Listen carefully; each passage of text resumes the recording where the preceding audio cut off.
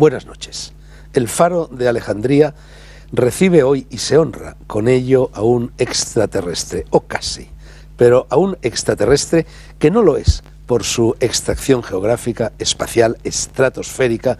Salvador Freixedo, hola Salvador, es gallego de Orense, sino a un extraterrestre que lo parece por sus opiniones formuladas siempre a contrapelo del discurso de valores dominante, de infravalores dominantes, y por la osadía, el valor con el que se opone a ese discurso hecho de mentiras en una época tan poco dada al valor, a la audacia y a la verdad como la que en estos momentos, más que rodearnos, nos acogota.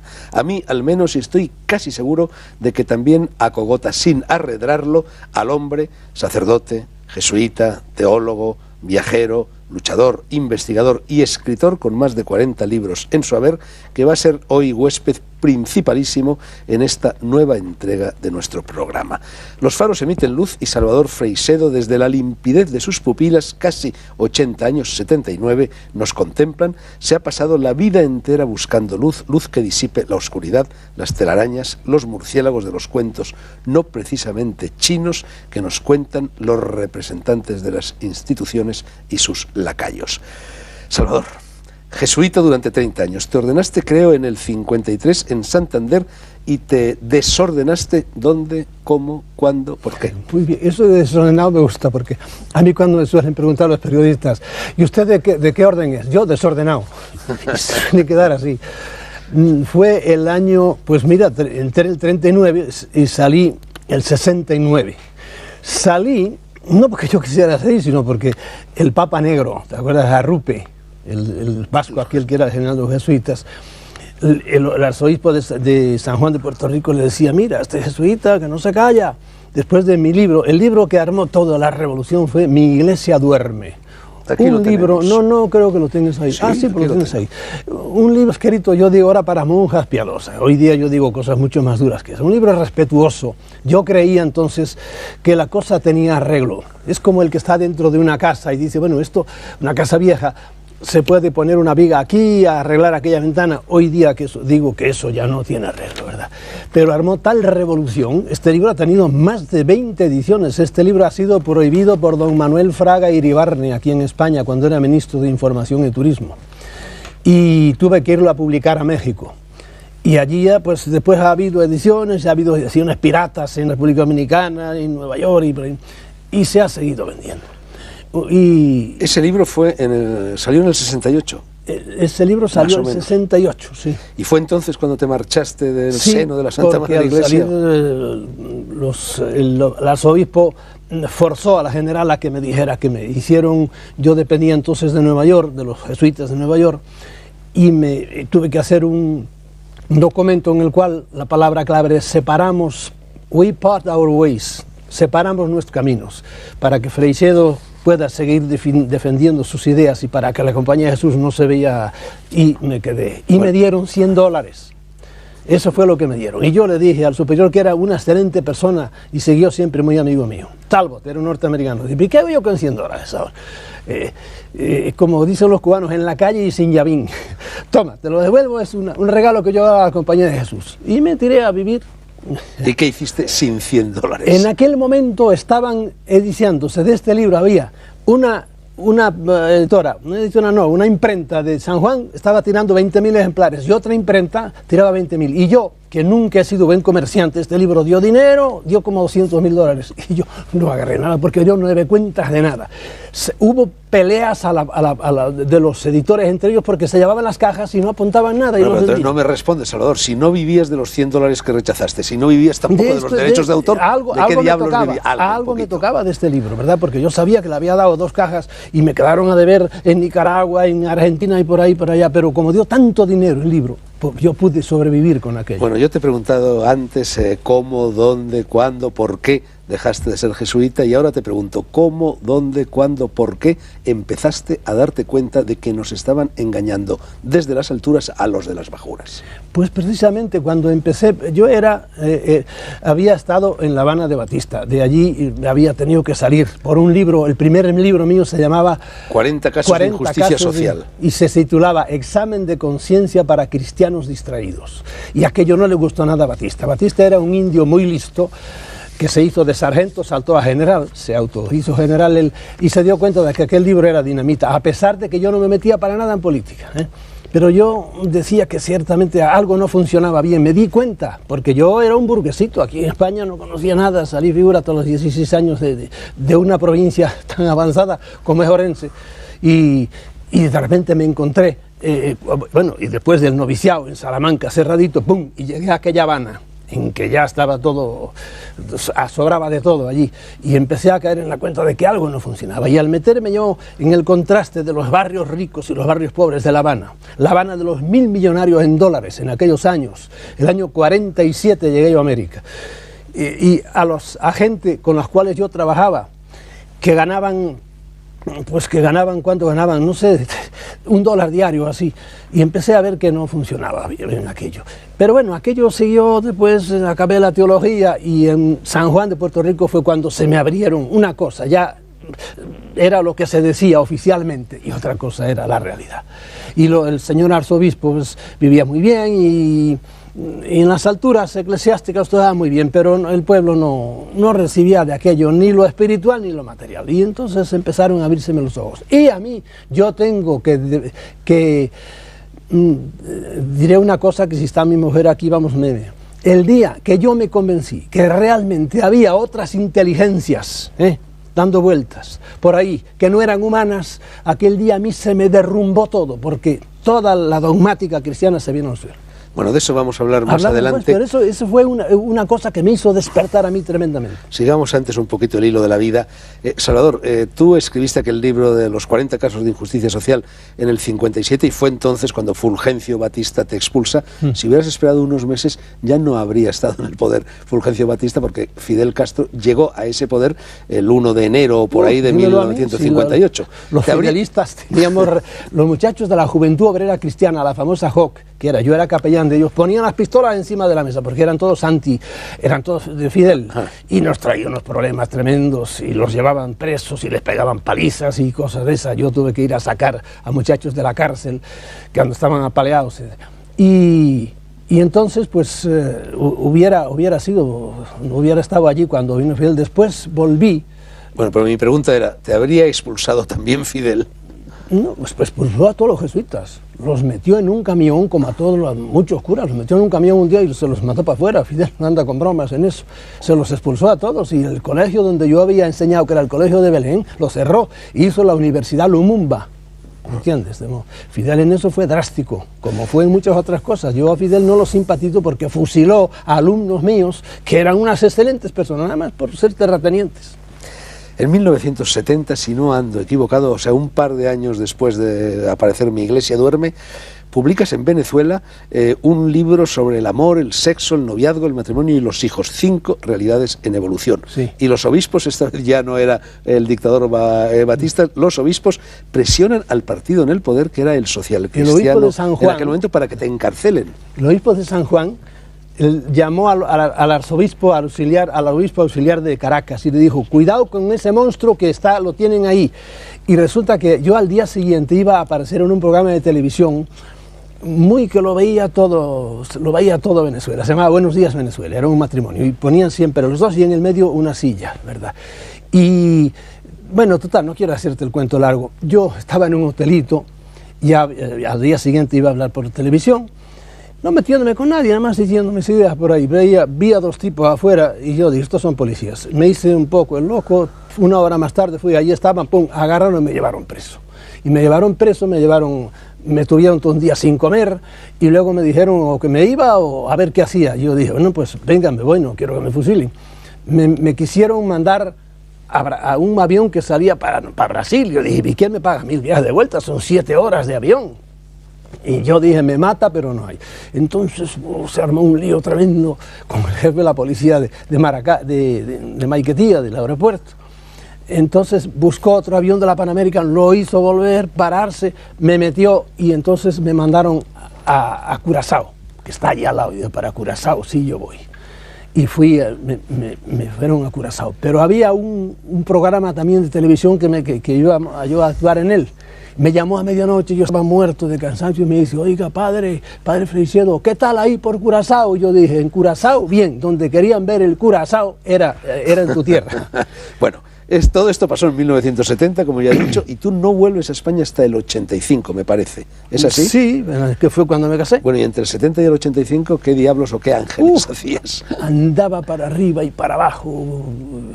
Fui a estudiar el espiritismo en Brasil, no paré. Yo he cruzado el Atlántico exactamente, los llevo la cuenta, 128 veces, me parece.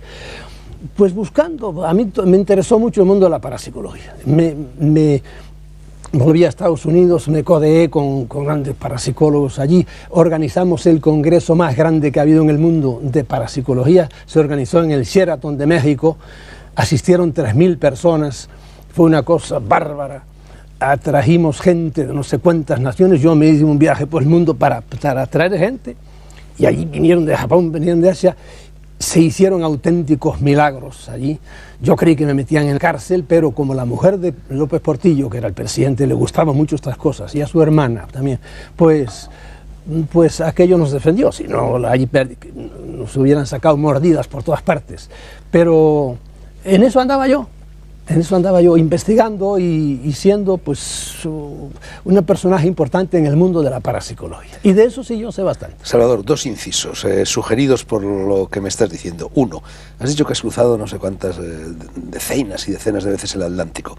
Bueno, también cruzó el Atlántico 4 veces Cristóbal Colón, y una de las tesis más insólitas que tú has defendido es la de que Cristóbal Colón era gallego, y en modo alguno italiano, que es lo que cree casi todo el mundo. No lo defiendo yo, es un libro que va a salir ahora dentro de poco, pero está escrito en gallego, aunque también lo pondré en castellano, creo. Lo único que sabemos de Cristóbal Colón es que no era italiano, porque nadie que salga de su país a los 25 años olvida su idioma. Y Colón sabemos que no sabía italiano. ¿Por qué? Porque lo poco escribió como 5 líneas en italiano, y es un italiano, como dice Madariaga, defensor de la tesis genovesa, tan disparatado que dice esto solo puede salir de una mente loca, porque siempre escribía a Italia, las pocas veces que escribió por asuntos de negocios, escribía en castellano siempre. ¿Entiendes? Bueno, pero es que tenemos muchos argumentos, sobre todo lingüísticos. El lenguaje de Colón que era gallego, el que lo traiciona. Podría ser portugués también, entonces. Es la única tesis que puede decir algo es portugués. Y yo arremeto contra Menéndez Pidal, porque Menéndez Pidal sabía mucho de lengua castellana, pero parece que no conocía bien la gallega, y le decían argumentos, que no quiero bajar ahora a ellos, que Colón dice esto y esto es portugués. Mentira, eso es también hoy día todavía la ouve, por ejemplo, en gallego. Ouve, tuve. Lo dicen los portugueses, pero nosotros decimos ouvo en gallego, pero todavía hay secciones de España, de Orense, donde se dice ouve, etcétera, etcétera. A tus paisanos los gallegos les va a encantar este libro que vas a publicar. Pero oye, sobre Colón, ¿no? Empezó ya el siglo pasado, empezó en el siglo XVI, ya se decía, ya hay un texto de un obispo de Tui que decía que era de allí. Es más, la casa de Colón está todavía cayéndose, donde nació él. Y la gente la ha llamado siempre a casa do que descubriu as illas, ¿verdad? Y está un crucero que está a 3 metros y tiene una inscripción debajo que dice João Colón 1490. Un pariente de él. A lo mejor resulta que nos llaman gallegos en Argentina no por los gallegos que llegaron después, sino por Colón. Bueno, en todo caso, el segundo paréntesis que quería abrir era a propósito de ese nombre de López Portillo, presidente de México que has mencionado. Has hablado de este libro, Videntes, Visionarios y Vividores, o si no has hablado, lo digo yo ahora. ¿Es verdad que muchísimos jefes de Estado consultan astrólogos? Vamos, casi todos, prácticamente. Son muy supersticiosos, e incluso el gran Reagan, tan derechista y él tenía, cuando dejó su cargo y por ahí, nos enteramos de cómo él consultaba, no solo jefes de Estado, los grandes millonarios, por ejemplo, Merrill Lynch, ¿verdad? El señor Merrill, decía él, los millonarios no necesitan, sí, el financiero, el multimillonario, no necesitan, no, Morgan, me refiero a Morgan, otra banca, los necesarios no necesitan adivino, pero los billonarios sí lo necesitamos, y gracias a la billonaria, a la vidente que él tenía, no se arruinó cuando la gran debacle Bueno, no podemos hablar de todos tus libros, pero entre ellos hay uno que yo no conozco, que no tengo tampoco, que se llama El diabólico inconsciente y que tú alguna vez has destacado entre el resto de tus libros. Ese libro se publicó aquí en España, publicó Daimon con el título de Parapsicología y Religión. A mí siempre me ha gustado mucho el salto que hay, la relación que hay de la parapsicología y la religión, ¿verdad? Porque la religión, hay ciertos hechos inexplicables. ¿Y la religión cómo le llama? Milagro. Es decir, Dios pone su dedo ahí. Pero esos mismos hechos se dan fuera de la religión. Se dan, primero, en todas las religiones. Y se da fuera del contexto religioso. Y entonces los que somos parapsicólogos le llamamos hechos paranormales, que tienen otra explicación totalmente diferente. Y lo que hago yo en ese libro es ir hablando desde dos puntos de vista, la religión por un lado y luego la parapsicología, cómo explica esto. Por ejemplo, las apariciones de la Virgen, para los que están tan de moda, y bueno, siempre han estado de moda, tienen una explicación para la gente que cree en las apariciones del Escorial. La gente cree que es la Virgen la que se presenta allí, bueno, y uno respeta sus creencias. Yo, por ejemplo, estoy perfectamente, totalmente seguro que la Virgen no es la que se aparece en el Escorial ni en ningún sitio. La Virgen no se le apareció nunca a nadie, ¿entiendes? ¿Qué es? Tampoco yo admito la explicación de los psiquiatras ni de los psicólogos, que en eso tienen mucho que aprender. No, es otra explicación completamente diferente. Dala. Dánosla, esa explicación. Y ahí saltamos, si quieres, a otro libro que creo que tú tienes ahí también, La Granja Humana. Sí, ya llegamos a él. Primero bueno, es otras inteligencias que juegan con la inteligencia humana. Es cierto que la inteligencia humana tiene una capacidad bárbara de fabular. Somos capaces de fabular, bueno, lo vemos en los sueños. Fabulamos, mezclamos hechos y personas y cosas de la manera más increíble. Podíamos hacer a veces novelas con lo que soñamos, ¿verdad? Pero eso es solo parte de la explicación. La mente fabula mucho y los psiquiatras se quedan en eso. Todos son creaciones de la mente y no es así. Bueno. Hay cosas cuando a un psiquiatra le viene alguien que dice, oigo voces, el psiquiatra, en vez de inmediatamente buscar pastillas para esto, no, ojo, puede ser que esas voces no sean fabricadas por su mente, sino que vengan de fuera y alguien se las esté dictando. Y de esto yo te podía hablar. Salvador, en este libro, Las apariciones del Escorial, vienen una serie de fotografías, entre ellas, por ejemplo, pues estas que se refieren a cuatro comuniones milagrosas. Por ejemplo. La Sagrada Forma, la hostia que aparece en la boca de Conchita, la vidente de Garabandal, y otros casos parecidos. ¿Eso qué explicación tiene? ¿Eso qué explicación tiene? Porque aquí, efectivamente, hay una hostia en la boca. Yo le digo, para escándalo de muchos, esos son juegos de los dioses. Punto. Es inteligencias extrahumanas que juegan con nosotros igual que nosotros jugamos con los animales. Me deja hacer en un minuto una... Mira, el cosmos, yo le debo... A esto le debo la apertura de mente y no aquella infantilidad en que creí tantos años. Mira, el cosmos está hecho con los mismos ladrillos. Tenemos el mundo mineral. El mundo mineral está hecho de átomos, subátomos, etc. Dejamos eso ahí. Pegamos un salto y entramos en el mundo vegetal. ¿Y el mundo vegetal qué es? Es el mundo mineral, pero aparece una cosa misteriosa que es la vida, ¿verdad? Que es una vida todavía como incipiente. Y damos un salto, ¡pum!, y aparece otros seres, que es el reino animal. ¿Qué es el animal? Pues vive de vegetales y todos estamos con los mismos átomos. Y damos otro salto y aparece el superanimal, que es el hombre. Y aquí es donde el hombre aparece. ¿Y qué es el hombre? Pues el animal con inteligencia. Aquí viene la gran infantilidad del hombre. Él se cree que ya no hay más, está en lo alto de la escalera. De ahí para arriba, Dios directamente. Eso es una infantilidad.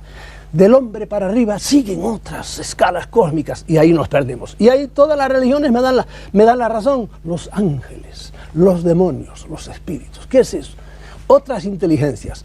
Inteligencias que ahora vemos que andan por ahí y no sabemos qué son. Y claro, la ciencia, como no sabe explicar, ante las miles de vídeos que hay, por ejemplo, cuando hace unos años en México hubo una inundación bárbara, Maussan, un amigo mío periodista, tiene más de 100 vídeos con los ovnis paseándose por encima de México. Es más, en el año 54, 55, encima de Washington jugaron con los aviones de Estados Unidos encima de Washington.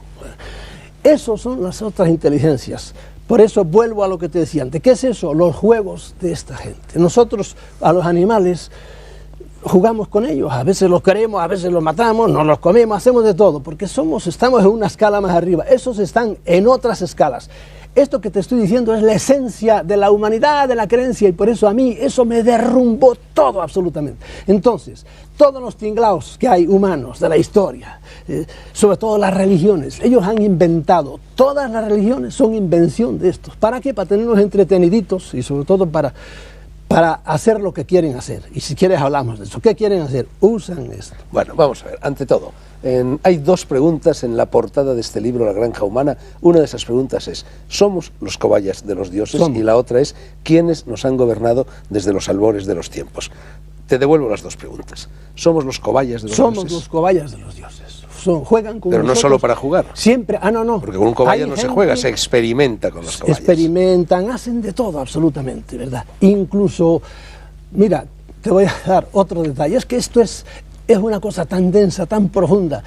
Todos los dioses piden sangre, todos. ¿Y por qué? Porque hay algunos de estas entidades que les gusta la sangre.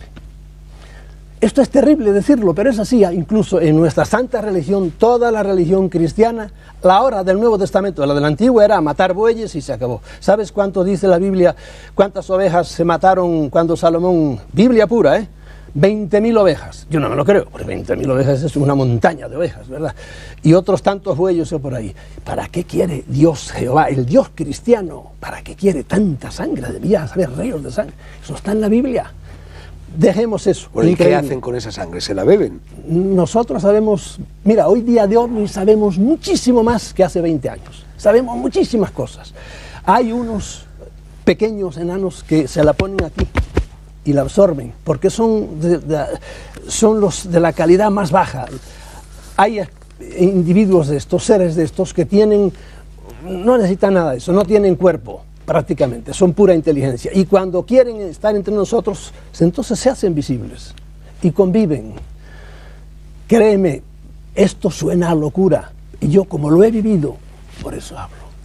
Y me chiflo en todos los que digan, no, usted está delirando, usted está... No, Salvador, lo has vivido. Por ejemplo, lo de los enanos que se colocan la sangre... Eso no. ¿Eso lo has vivido? No, pero yo, por ejemplo, no he vivido la cultura romana. Ahora sé mucho de la cultura romana, etcétera, etcétera. Pero he vivido en el sentido de otras cosas que podría decirte. Pero, por ejemplo, cuando tú has visto un aparato encima de ti de esos, y tú sabes que no es un ovni porque está casi quieto en el aire, porque está girando, y porque los que están contigo, tú no estás alucinando, entonces dices, no, esto no es así. Y de eso hay miles. Parece, a lo mejor no es así, como si ahora hubiera menos manifestaciones de ovnis de las que había antes, o es que se habla menos, o es que hay una especie de censura. De eso, nada.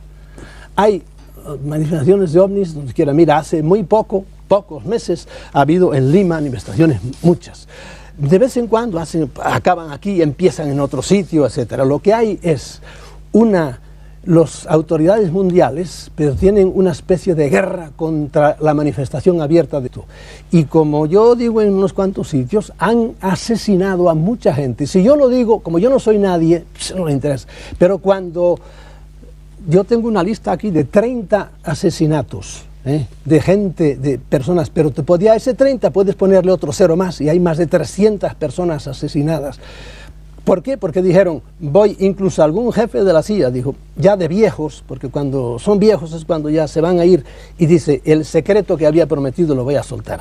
Por ejemplo, un libro muy famoso salió hace 2 o 3 años, Philip Corso, coronel, había trabajado con Eisenhower, había estado en todos los secretos del Pentágono. A la hora de morirse, unos años antes, escribió un libro que se llama El día después de Roswell. Roswell fue un sitio famoso donde se cayó un platillo, del cual arrancó toda esta tecnología que tienes hoy en el telefonito. Los semiconductores, los chips, la fibra óptica, todo eso se lo hemos copiado a ellos, de los platillos que se han caído. Yo en un libro mío tengo una lista, publiqué una lista como de 40 ovnis caídos. Hoy día puedes añadirle todos lo que quieras, porque han caído, sabemos, los rusos nos han dicho que han caído muchos más. En fin, estamos totalmente imbricados con ellos. Tú dices, Salvador, que los habitantes de esos platillos volantes, como se decía antes, sí, están aquí en la Tierra, sí, desde antes de que llegáramos los seres humanos. Nosotros somos unas criaturas de ellos. Lo mismo que hemos nosotros hecho perros para estar encima de un cojín, por ejemplo un Yorkshire, un Terrier, y hemos hecho mastines para pelearnos con lobos, y hemos jugado con las razas, ellos han hecho con nosotros. Razas negras, a lo largo de los millones de años, porque esta es otra de las tonterías que nos ha dicho la ciencia no, nos han dicho la cultura. El hombre hace poco, a lo mejor tú lo estudiaste, tenía 500.000 años, había aparecido en la época que tenía. Después ya vino Leakey y lo echó un año, y ahora ya andan 5 millones de años. Pero tenemos restos humanos, agárrate, de hace 300 millones de años. ¿Por qué? Porque ahí está el niño que estudió Herzeler entre capas de carbón de hulla, y el carbón de hulla tiene por lo menos 300 millones de años. Y hay cantidad de restos así. La ciencia no quiere ver eso porque no encaja en lo suyo y por eso lo deja. Pero estos individuos son los que han ido haciendo, sembrando la vida. Yo creo que aquí ha habido catástrofes bárbaras y han barrido la vida y vinieron otra vez, pasaron millones de años y sembraron la vida. Y ellos nos han hecho a nosotros y hoy día siguen haciendo, y según sabemos, entre las cosas que están haciendo algunos de ellos, no todos son iguales ni mucho menos, se pelean también entre ellos. Algunos de ellos están haciendo enormes experiencias para ser híbridos, porque su DNA está ¿Híbridos de qué? Entre nuestra raza y la de ellos. Créeme, esto no te lo invento ahora, de esto hay cantidad de literatura que sale todos los meses. Todos los meses yo recibo un catálogo de Estados Unidos en donde salen alrededor de 20, 30 libros. Y lo que pasa es que no se publican aquí porque no se vende, porque a la gente no les interesa y porque además nos han presentado como locos a los que estamos en esto, y yo esto le debo todo. Pero ¿cómo que no se vende? Por ejemplo, Juanjo Benítez tiene incluso una biblioteca personal, se la publica Planeta, y casi todos son libros de ovnis. Casi todos no, por ejemplo ahora el último que de la serie de Caballo de Troya, en aquellos ¿no? tiempos sí, yo también publiqué alguno, pero hoy día no. Es tal el descrédito que han echado y la estupidez que han cometido las autoridades científicas y las autoridades civiles. Mira, por ejemplo, ¿te acuerdas que salieron dos viejos, porque hay los círculos famosos de las cosechas? Las cosechas, bueno, y salieron aquellos dos viejos diciendo que eran dos que los hacían inmediatamente la televisión, todas las televisiones del mundo lo dijeron, eran dos viejos. Al día siguiente, para reírse de esos viejos, apareció uno en el sur de Inglaterra y otro a 100 kilómetros, a ver cómo los viejos corren. Y han seguido apareciendo de todos los tipos. ¿Y esos viejos mentían? ¿Quién? Los viejos esos mentían. Claro que mentían, les pagaban para eso, para desacreditar el fenómeno. Y hoy día está probado eso, ¿entiendes? Se le ha probado a cómo el ejército de ellos lo hacían, porque ellos no quieren que esto salga a flote. ¿Y por qué no quieren? Porque es que se derrumba todo el orden de cosas. Y yo suelo decir también, aplicándolo a lo que yo más me interesa, el mundo religioso, toda esta creencia en seres extrahumanos es ácido sulfúrico para las creencias religiosas. ¿Dónde va ese Dios bíblico? Bueno, ese ya está desacreditado él de por sí, pero ¿a dónde va a parar eso? Nada, si hay otras inteligencias por ahí. En fin, dentro de poco, tal como van las cosas, habrá anuncios de líneas aéreas en la panza de los platillos volantes. De momento, Salvador, aquí los tenemos, los anuncios.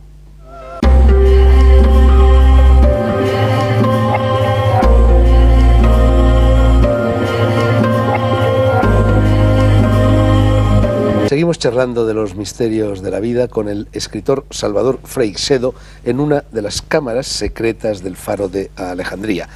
Salvador, tú dices que las pruebas del ADN han demostrado recientemente que ninguna de las razas humanas actuales tienen nada que ver con el hombre de Neandertal. Eso, me lavo las manos, eso fue una doctora inglesa la que después de hacer estudios con el ADN de los neandertales, pues dijo eso. Y a propósito de eso, acabo de descubrir una cosa. Pigafetta era uno de los marinos que dio la vuelta al mundo con Magallanes.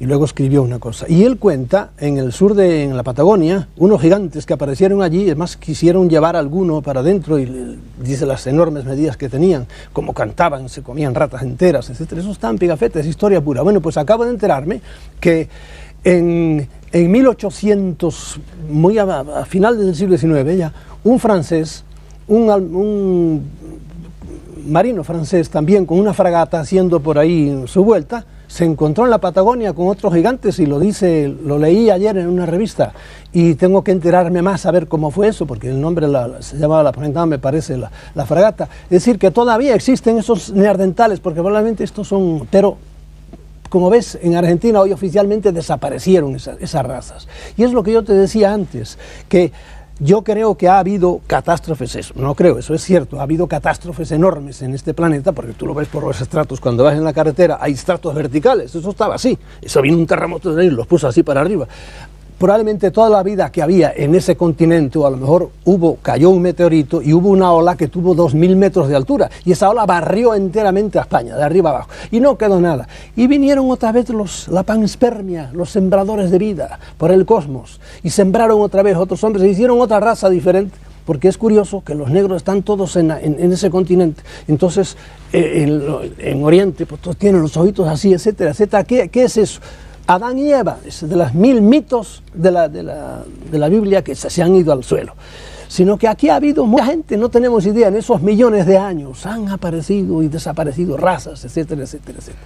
Tú decías antes que entre todos esos supuestos extraterrestres que pululan por el globo terráqueo los hay maléficos y benéficos, y que fundamentalmente los benéficos aplican una especie de ley cósmica que es la de no interferir, sí, y que en cambio los maléficos se saltan a la torera esa ley e interfieren.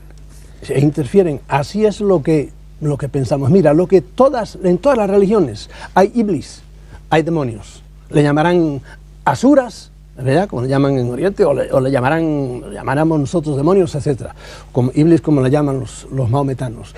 Hay espíritus negativos que fastidian y hacen horrores. ¿Por qué los hacen? Pues no sé, como los niños, por ejemplo, juegan a mortificar a un pajarito, o a un ratón, o a un gato. Pues lo mismo, hay espíritus estos que son realmente negativos. Mira, de eso es como del más allá. No podemos estar seguros de nada. Yo únicamente sé que los hechos, que existe, que eso es así. ¿Y por qué es así? Porque no tenemos otro remedio que deducir esas cosas una vez que los hemos visto. Yo he visto esos aparatos, los he visto en 7 ocasiones diferentes, pero para eso hay que ir a los sitios donde están. Si estás siempre metido dentro de una habitación y en tu casa, en tu ciudad, pues no los vas a ver, pero hay sitios cuando hay oleadas, que vienen por oleadas, y vienen un día, probablemente al día siguiente vuelven a aparecer. Entonces vete allí y los verás. También dices que su manera de viajar por el cosmos trasciende nuestro conocimiento y las leyes de la física, tal como los grandes físicos matemáticos, por ejemplo Fred Hoyle o Perkins, han apuntado. El dogma de la insuperabilidad de la velocidad de la luz es falso. Eso lo dice el otro día tuvimos un programa y aquí lo negaban, ¿verdad? Eso lo dice Fred Hoyle, pero empiezan a hablar de la non-locality. Es decir, que para ir de aquí a acá no tengo que hacer el trayecto, sino que estoy aquí, me desintegro aquí y aparezco allá. ¿Cómo es eso? Pues, hijo mío, es igual que eso pues de la que bilocación. La bilocación es otro de los fenómenos en los cuales yo creo, ¿entiendes? Y creo porque hemos hecho experiencias en Brasil de cómo una mulata estaba no sé si en Río, ¿no?, la pusieron nerviosa porque le faltaba el documento nacional de identidad y no tenía. Y aquella muchacha, que ya sabían que era una persona que tenía estas capacidades, ¿verdad?, apareció, esperándola a una cámara, apareció a 100 kilómetros de distancia a buscar el DNI que le faltaba. Y la captó la cámara de una manera borrosa, pero sí, era ella, y volvió a aparecer allá. La bilocación se ha dado muchas veces y está tremendamente testificada y testimoniada, ¿entiendes? En parapsicología yo no tengo duda ninguna de eso. La Santa Madre Iglesia, por supuesto, te puedo poner ejemplos aquí, el padre Claret, el San Alfonso María Claret y Clarà, el catalán eximio, fundador de los claretianos, se bilocó en 8 sitios diferentes, lo vieron al mismo tiempo, diciéndolo los curas, que son testigos de eso, etcétera, etcétera, etcétera. Okay. Bueno, también dices, yo estoy repasando tus afirmaciones en lo tocante a los ovnis, que algunos parecen proceder de astros físicos más o menos como el nuestro y que en cambio otros dan la impresión de que proceden de dimensiones o planos de existencia difícilmente localizables en un lugar físico y muy difíciles de concebir para nuestra mente limitada a un mundo tridimensional. Sí, es que en cuanto salimos de nuestras 3 dimensiones, estamos perdidos los hombres. Los físicos, los grandes físicos empiezan a hablar ya de más dimensiones, empezando por Einstein, ¿verdad? Pero nosotros tenemos las 3 dimensiones y ahí estamos prisioneros, y parte de eso son el tiempo también y el espacio, estamos presos dentro de eso. Niels Bohr fue uno de los genios modernos de estos físicos grandes, dice: el que no se queda pasmado de la manera de actuar el átomo en la mecánica cuántica, no se queda pasmado, que no la entiende, no ha entendido nada de la mecánica cuántica. Y es que un átomo, tú sabes, lo disparas de aquí para allá, o una subpartícula atómica, y le haces 2 ventanas para que pase por una de ellas, y el átomo pasa por las 2 al mismo tiempo. Un átomo. De las mil, ¿qué te decía yo? Iba a decir chorraditas, de las 1000 misterios que hay en la mecánica cuántica, ¿verdad? No entendemos eso, y por eso, pues, para estas cosas también los físicos se sienten molestos porque son inexplicables. Eso de que un hombre pueda adivinar el futuro, eso de que a una persona tú le des los psicómetras. Hay personas, y en esto hay personas, mira, en ese libro Videntes, Visionarios, Vividores, yo pongo algunos ejemplos tremendos. Le das a una persona, a lo mejor, a un auténtico, no a un charlatán, la mayor parte son charlatanes, o se creen que lo son y no son. Le das un anillo, y aquel hombre, si es un auténtico psicómetra, te empieza a decir, este anillo perteneció a una persona así y así y así, fue esto, y ahí pongo ejemplos yo de eso, y yo he vivido eso, hacerle trampa a uno y meterle dentro de un papel a decir, ¿qué hay aquí? Después de haber hecho otras pruebas, a ver, adivinaba, ahora, ¿qué hay en esto? Dice, aquí no hay nada, no había nada, efectivamente. ¿Qué pasa? Pues son capacidades que tenemos los hombres, eso no se puede explicar, ni por física, ni por química, ni por matemáticas, y por eso, ¿cuál es lo mejor? No existe, y ya está. Charlatanes, has dicho. Quizá en estos momentos haya muchos espectadores, o algunos espectadores, que estén pensando que tú también puedes ser un charlatán. ¿Cómo les demostrarías que no lo eres? Dios los bendiga y que hagan buena digestión de la cena que han comido. Me importa un pepino eso. A mi edad yo no estoy ya para decir... Pero podrías demostrárselo de alguna manera. Darles confianza de que tú no eres un charlatán. Eso es uno de los pecados de la ciencia, que quieren que uno demuestre con los mismos métodos que ellos tienen para demostrar. Y aún dentro de la ciencia hay maneras de demostrar muy raras. Por ejemplo, tú sabes cómo se demuestra que un puente muy bien calculado, un puente colgante, por ejemplo, no, va a aguantar el peso, pues metiéndole a lo mejor 30 camiones cargados de, que así es como hacen, 30 camiones cargados de arena. No se hundió, pues esto no se va a parar. ¿Y dónde están las matemáticas? Las matemáticas estuvieron ahí, ahora están aquí los hechos, los camiones cargados de arena. ¿No se hundió? Pues no se hundió. Eso es una prueba también. ¿Cómo son las pruebas matemáticas? A base de numeritos y por ahí. ¿Cómo tú pruebas que una mujer te ama o no? Eso no se puede demostrar, son cosas. Entonces, mira, y a los científicos yo quiero decirles que no todo es ciencia, el amor no es ciencia. Un filósofo no es un científico, y ojalá los filósofos hubieran regido ellos a la tierra y no la hubieran dejado en manos de políticos o de científicos, que son los que le han hecho las armas horrendas que hoy tenemos. No las han hecho los filósofos, ni los amantes, ni los poetas, las han hecho los científicos, los que se creen que son los grandes. De modo que ellos tienen un poder, la sociedad, pero no todo. ¿Tú personalmente, Salvador, has tenido algún encuentro en la tercera fase o en la fase que sea? ¿Con extraterrestres? Indirectamente he tenido muchas cosas que no cuento, ¿entiendes? Y en mi vida yo me doy cuenta cómo me han llevado. Ya te digo, de esto puesto a hablar, lo que pasa es que, como tú decías, si uno hace todo lo que tiene dentro, dice, este está loco, pero lo he vivido en mí, lo he vivido en otros y me he dado cuenta de muchas cosas. Me ha costado años verlo. Hace poco leí un libro en que dije, santo Dios, si esto lo había dicho yo, lo había pensado yo. Es un libro muy, muy íntimo, ¿verdad? Escrito en inglés. Y digo, esto es lo que me ha sucedido a mí. ¿Cómo manejan? Porque estas entidades individualmente actúan mucho menos, pero socialmente no. La historia humana está hecha por ellos. Han hecho ellos lo que han querido. Tú sabes lo que han pasado, por ejemplo, el libro de Javier Sierra, no sé si lo conoces. Sí. Había una monja... He estado en este programa varias veces. Se iba a América y se encontraba con que ya la Sor María esta de Agreda ya había estado allí también. Y había estado y les había predicado, etcétera, etcétera, etcétera. ¿Por qué? Porque estos quieren a veces enfrentar a la gente y a veces al contrario, quieren ayudar a una causa. Y tú sabes la batalla de Alarcos aquí. Mahoma apareciéndose en su yegua blanca a los moros y Santiago apareciéndose en su caballo blanco. Claro, los psiquiatras dirán, nada, todos son alucinaciones. No, fueron reales y lo vieron los dos a matarse. Y entonces ese vapor, ese dolor, esa sangre, eso es lo que ellos, algunos de ellos, eso es lo que ellos quieren. Parece mentira. Antiguamente, y termino con esto, los santuarios estaban expectantes porque Dios venía. Y no solo la religión católica. Hoy día, ¿sabes cómo se ha suplido eso? Con un estadio lleno de gente que están nerviosos porque hay penalti Y el cerebro humano emite ondas reales, el otro día lo discutíamos aquí, emite ondas reales, lo psíquico es físico. Y esas ondas, hoy día no hay aparatos que los captan, pero los cerebros humanos los captan, y los animales las captan, ¿entiendes? El cerebro humano emite ondas. Ahora 100.000 personas en el Bernabéu queriendo que metan el penalti o mentándole la madre al árbitro porque no pitó penalti, ¿verdad? Eso es un flujo que ellos, algunos de ellos lo captan. Bueno, pero y les gusta. ¿Cómo canalizan, cómo almacenan, cómo utilizan ese flujo? ¿Cómo canalizan?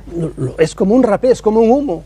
Eso dice Yahvé, dice esto, cuando queman, dice Yahvé, esto es como dice, una llama humeante para Yahvé. Es decir, que es como una cosa que le gustaba a Yahvé. En la Biblia vemos algo muy por el estilo también, porque qué rayos quería a Yahvé cuando le dijo a Abraham, parte a los bueyes por el medio, ábrelos en canal, ¿verdad? Y déjalos ahí. Y entonces Abraham, no sé si te acuerdas de eso, vio que venía una especie de hornilla ardiente por la noche y pasaba por el medio de todos los animales, despacito. Yo digo, si eso no es un ovni, que venga Dios y lo vea.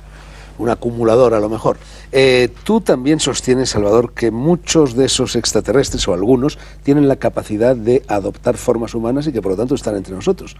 ¿Tú crees que, por ejemplo, aquí, entre las personas del equipo del Faro de Alejandría, los cámaras, los iluminadores, los carpinteros, lo que sea, puede haber un Pero por años habitante? No lo creí. Mira, hay algunos de ellos que no pueden cambiar. Por ejemplo, los famosos grises, que son pequeños, una cabeza muy grande. Eso los conocemos todavía. No los grises de Franco, pero hay otros grises. No los grises de Franco. Que corrían delante de los universitarios. No, esos acabaron. A Dios gracias. Pero hay otros que tienen... Es curioso, a veces dentro de un ovni los hay pequeños, de estos feos, porque antes son feos, con cabezones así, con unos ojos muy grandes, y los hay en cambio altos y rubios que parecen nórdicos, ¿verdad? Son maneras que tienen, sobre todo los altos y rubios, son maneras que tienen de disfrazarse, pero es que se pueden disfrazar totalmente como humanos, y esto antes yo no lo creía, ahora sí lo creo. ¿Por qué? Vuelvo a decirte, porque lo he vivido.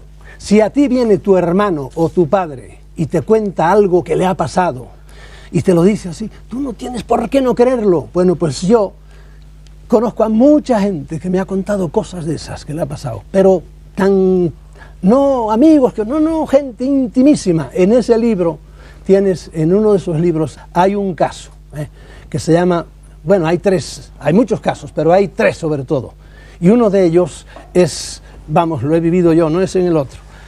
En que yo he estado a 2 metros de eso y creía que era la televisión, y no era la televisión, era que estaba hablando con el muchacho ese de quien hablo yo ahí. Bueno, en tu opinión, los extraterrestres suelen actuar, lo has dicho hace un momento, de forma global, de forma colectiva, de forma social, pero a veces también actúan individualmente, y entonces es cuando se produce el famoso fenómeno de los contactados. Sí. Háblanos un poco de los contactados. Los contactados hay por decenas de millares. Dices. Hay cientos de miles de ellos en el mundo.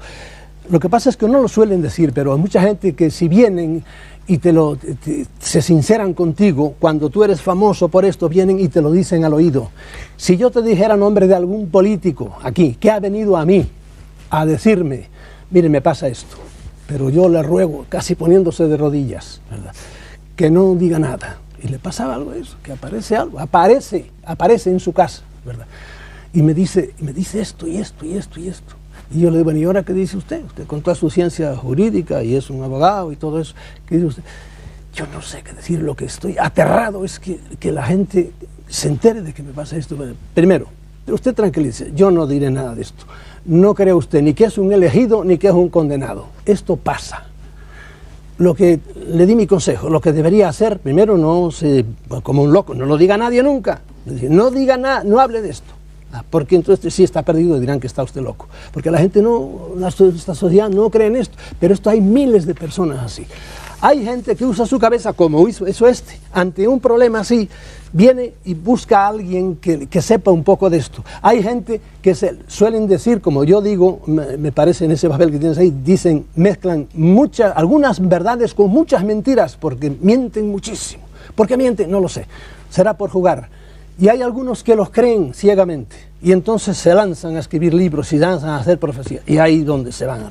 Yo creo que suenan las carcajadas ahí arriba. Este imbécil me creyó. Te podía poner tantos ejemplos de esto, ¿verdad?,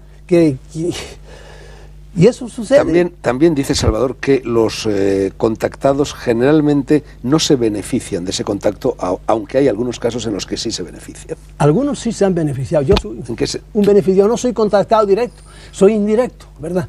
De gente muy allegada a mí que le ha pasado esto, y yo entonces he usado mi cabeza, que es lo que yo digo siempre a la gente. Mira, lo más grande que le ha dado Dios a usted no es ni la gracia santificante, ni todas las invenciones que le hayan dicho en la religión de usted, es su cerebro. Use su cabeza, es lo más grande que tiene usted.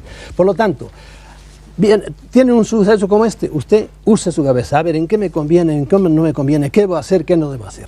Mucha gente no usan su cabeza y, como te digo, se tiran, creen ciegamente, y entonces es una especie de suicidio. Yo me acuerdo que le dije alguna vez en puertorriqueño a un gran contactado, que era realmente un contactado al cual visitaban en su casa, y le dijeron que el rey de España iba a tener un atentado muy grande, que le iban a matar. Le dije, ni se te ocurra decir eso.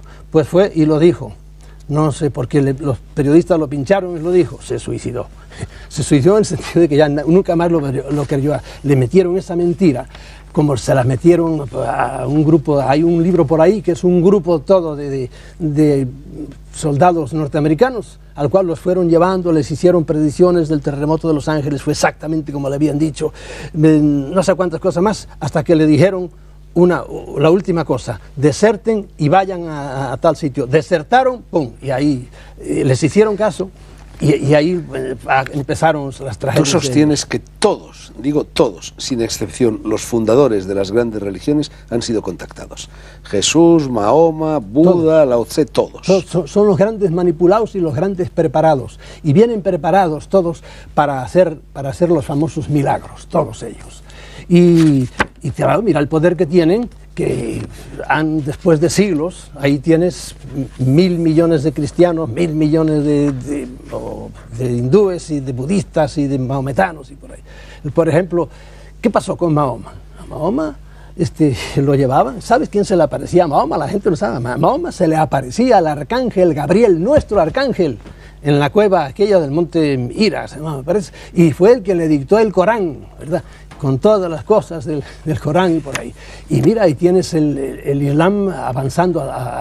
Todos tienen capacidad de hacer milagros, los milagros atraen a la gente. Yo he visto con mis ojos también, ya fuera del mundo religioso, 40.000 milagros. Yo he visto a gente levantarse en el aire. En la parapsicología es el que brega con todas estas cosas. Y he visto contactados que tienen unos poderes enormes.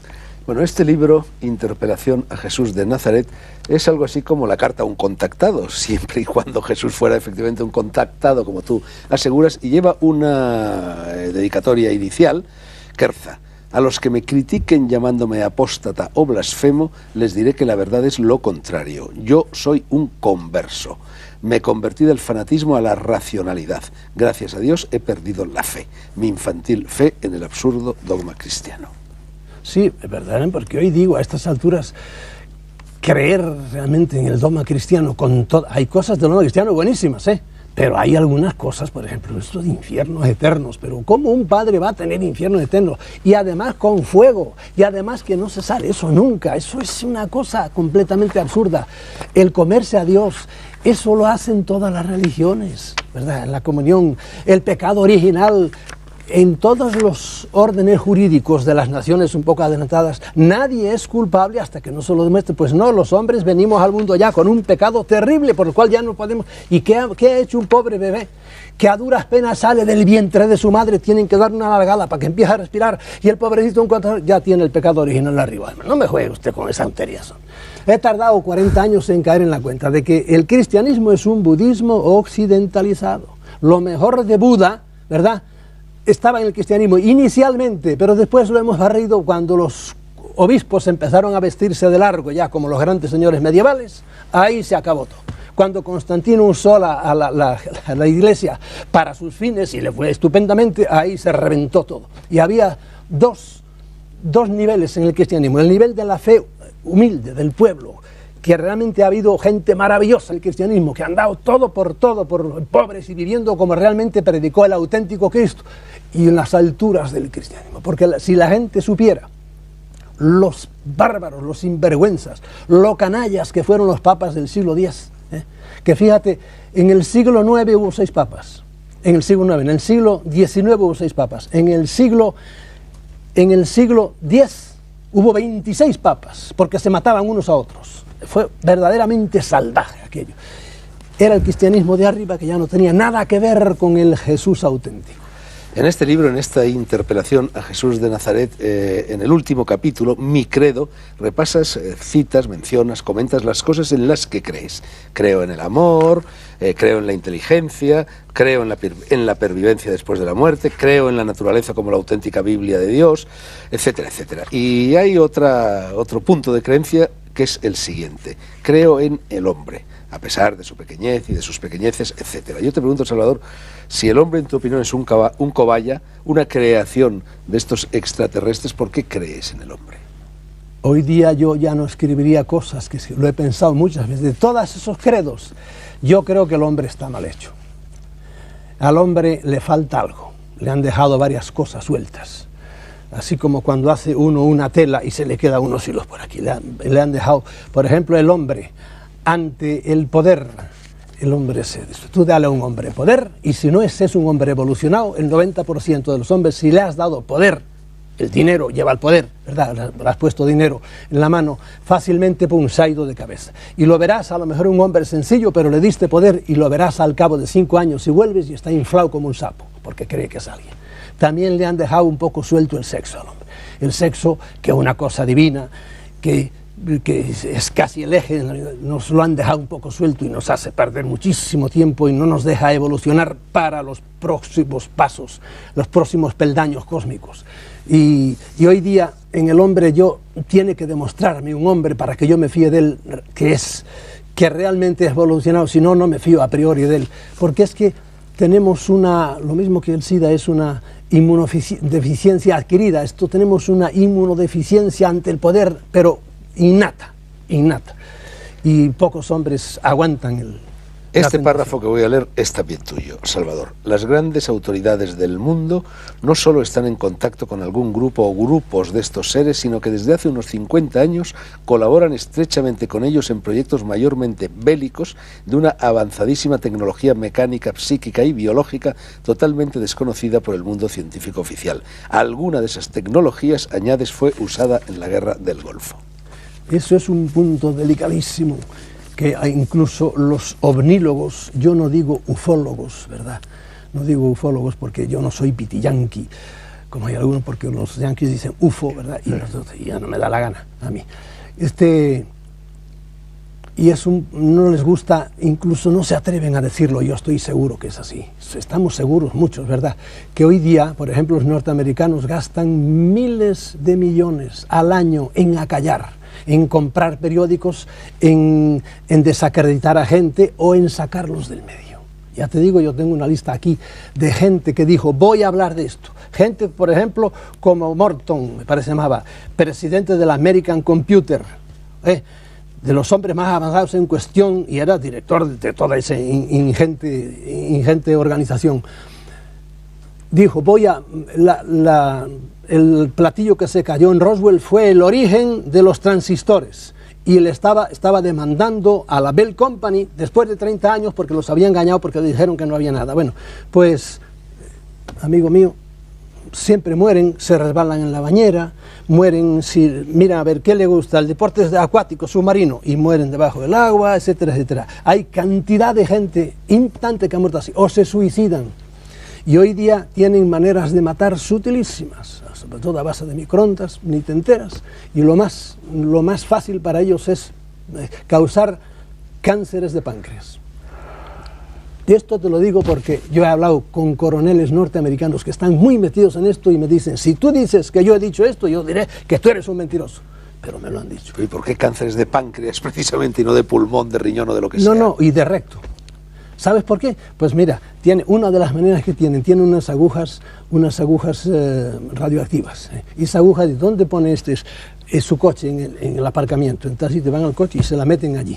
Y no para que le pinche el trasero, no, se queda allí. Y se sienta y él maneja, y eso está radiándole, y al cabo de 2 meses se va al otro mundo con un cáncer de recto. Bueno, más de lo mismo, Salvador. Da la impresión de que valiéndose de los grandes medios de comunicación y mayormente de la televisión, nos están imponiendo ideologías, costumbres, tecnologías, alimentos, diversiones y sistemas económicos que son un auténtico suicidio para la humanidad. Pero si es que ahora yo ¿Tú crees, no sé, que el país, el mundo, el ABC, están vendidos, están manejados por los... Y no se dan cuenta, pero si es que hoy día somos borregos, somos tontos. Esta misma mañana, yo le contaba antes a no sé quién, estaba en el VIPS esta mañana, y estaba viendo libros, una música horrenda. Yo fui al director allí, al jefe, le dije, ¿quién es el gente aquí? Por favor, ¿y por qué no puede editar usted esa música? ¿Por qué tiene que estar esa música? Dale ahí. Y esto de día la televisión es verdaderamente nefasta. Y como tenemos, y ya que tú a veces también te descargas un poco con la televisión, es que yo verdaderamente me crispo los nervios cuando veo esos programas nocturnos de los grandes hermanos. Pero bueno, son pobre gente, está bien, dicen sus cosas, no me interesa nada a mí. Pero los marcianos, por ejemplo, con esos personajes tan impresentables como Boris Izaguirre, tan repelentes, ¿verdad? Que lo único que sabe hacer es enseñar el trasero a toda España, lo cual es un insulto a todos los españoles, ¿verdad? Aunque bueno, el trasero de un maricas es un trasero muy trabajado, eso es la verdad. Pero ¿cómo es posible que eso? Todas las noches y viendo a la gente atontándose con eso, porque hay mil cosas otras que ver, y esos míos pueden hablar, pero no estas imbecilidades. Y lo malo es que Boris Izaguirre va a Vigo y llena el teatro, y entonces es cuando yo no me siento realmente conciudadano de toda esa gente. La televisión y el deporte organizado están atontando el mundo entero. Porque hay gente que gira toda su vida, lo más importante es ver, ganó el Atlético el domingo o perdió, ganó el Madrid o perdió, eso es lo grande. Y luego eso pasarse horas viendo a los grandes hermanos, a los grandes primos ahí. ¿Qué se gana con eso? Penúltima cosa que te pregunto, Salvador, me has dado esta página de algo que estás investigando al parecer, sobre algo en lo que estás investigando al parecer en este momento, y es la declaración secreta de William Casey, director general de la CIA. Y bueno, empieza diciendo: cuando me nombraron director general de la CIA el 28 de enero de 1981, recibí instrucciones secretas de William Colby, mi antecesor en el cargo. Me informó de 2 operaciones que en aquellos mismos días se estaban llevando a cabo en Latinoamérica.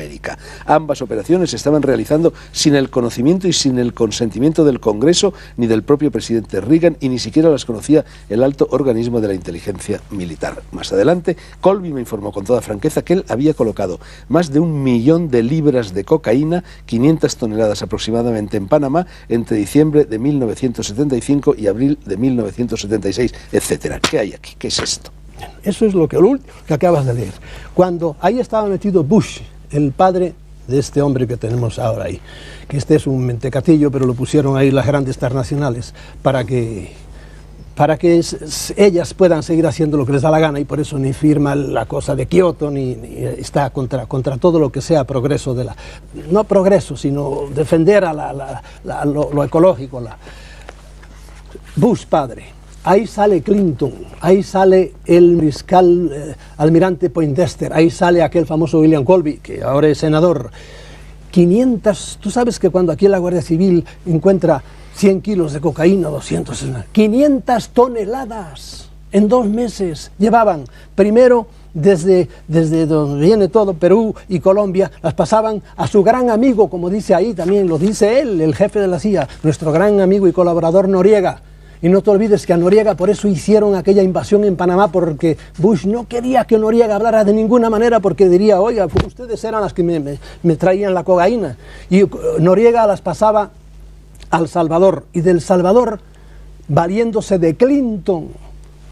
Pues te lo digo porque ahí son los nombres de los que gobiernan el mundo.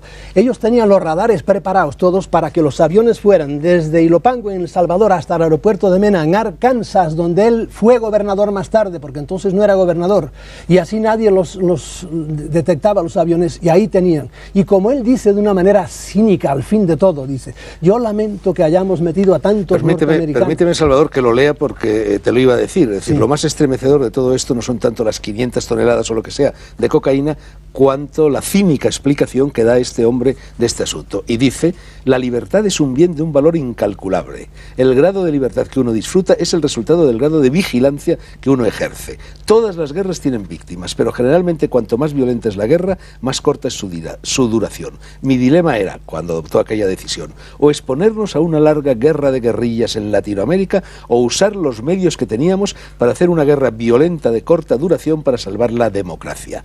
En este caso, el arma era la cocaína y la trampa era que el que usa drogas tiene libertad para usarlas o no usarlas, y escogen usarlas. Yo escogí el usar el hábito de esas personas para financiar la democracia que disfrutamos y para mantener a todos los norteamericanos a salvo de la amenaza comunista que nos está acechando ahí al lado desde Sudamérica. Eran otros tiempos. Paradójicamente, el drogadicto está ayudando a la sociedad. Bueno, esto es el perfecto ejemplo de cómo, en opinión de algunos, el fin justifica los medios. Perfecto, y ese es un perfecto ejemplo de un canalla que tiene un puesto enorme, como es el jefe de la CIA. Y estos canallas son los que gobiernan el mundo. ¿Qué vas a esperar tú?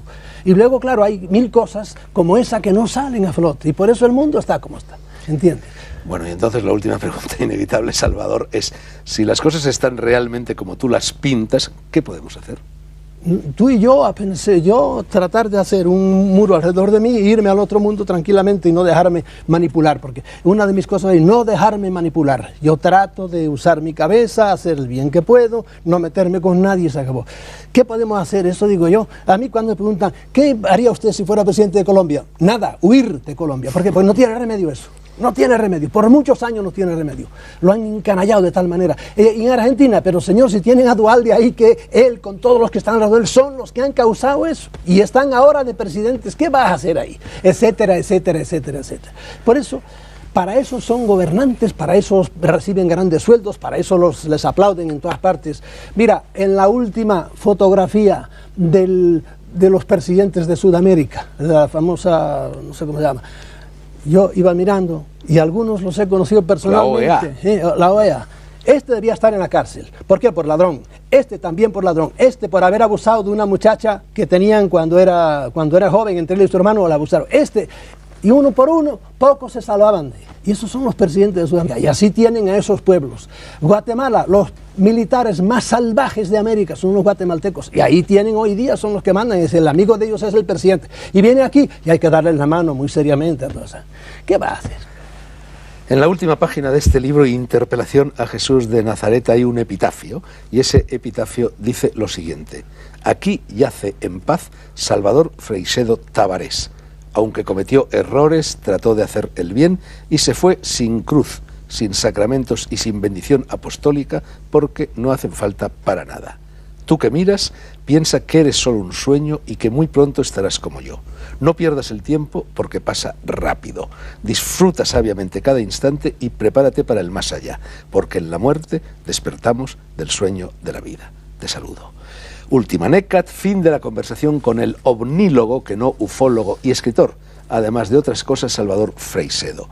Recuerden ustedes, cualesquiera que sea su opinión sobre lo que aquí hemos escuchado, que la verdad no está en el espacio exterior, tanto si hay en él extraterrestres como si no los hay, sino en el espacio interior, dentro de nosotros, dentro de nuestro corazón, dentro de nuestra cabeza, dentro, sobre todo, de nuestra conciencia. Échenle un vistazo.